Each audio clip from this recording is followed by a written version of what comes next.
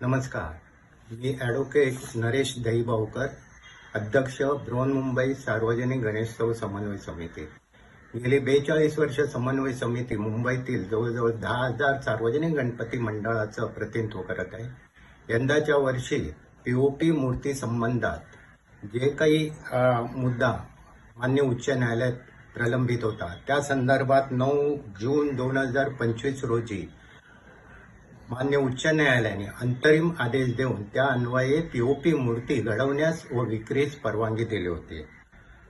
मान्य उच्च न्यायालयाने आजच्या निर्णयानुसार 6 फुटापेक्षा जास्त उंचीच्या पीओपी गणेश मूर्तीचे विसर्जन समुद्रात व नैसर्गिक जलप्रवाहात करण्यास यंदाच्या वर्षापुरती परवानगी देण्याबाबत दिलेल्या आदेशाचे समन्वय समिती व तमाम गणेश मंडळ स्वागत करते आहे. विशेष म्हणजे आजचा जो दिलेला आदेश हा मार्च 2024 पर्यंतही राहील.